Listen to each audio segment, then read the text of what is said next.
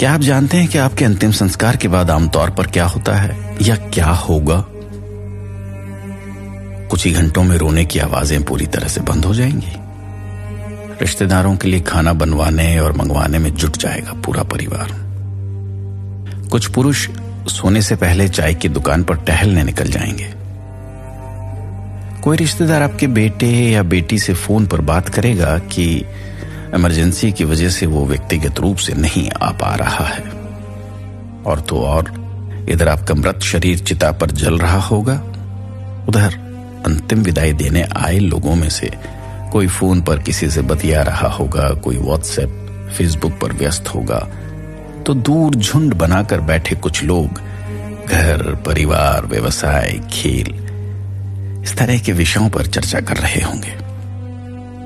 अगले दिन रात के खाने के बाद कुछ रिश्तेदार कम हो जाएंगे। कुछ लोग सब्जी में नमक कम था ऐसी शिकायत करते होंगे। भीड़ धीरे धीरे छंटने लगेगी। आने वाले दिनों में कुछ कॉल आपके फोन पर बिना ये जाने आ सकते हैं कि आप मर चुके हैं। आपका कार्यालय, आपकी दुकान आपकी जगह लेने के लिए किसी और को ढूंढने में जल्दबाजी करेगा।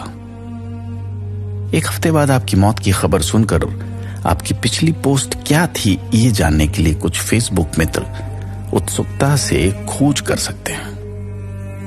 10 दिन बाद आपका बेटा बेटी अपने अपने काम पर लौट जाएंगे। महीने के अंत तक आपका जीवन साथी कोई कॉमेडी शो देखकर हंसने लगेगा।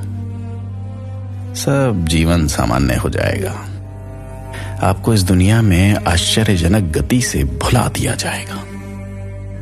इस बीच आपकी प्रथम वर्ष पुण्यतिथि भव्य तरीके से मनाई जाएगी। पलक झपकते ही साल बीत गए और आपके बारे में बात करने वाला कोई नहीं है।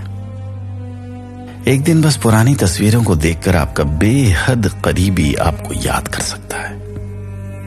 लोग आपको आसानी से भूलने का इंतजार कर रहे हैं। फिर आप किसके लिए दौड़ रहे हैं और आप किसके लिए चिंतित हैं?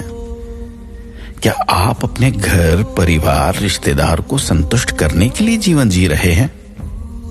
जिंदगी एक ही बार होती है जनाब, इसे जी भर के जी लीजिए और जितना हो सके इसके परम उद्देश्य के जितना निकट पहुंच सकते हैं पहुंचने की कोशिश कीजिए, यत्न कीजिए, प्रयास कीजिए।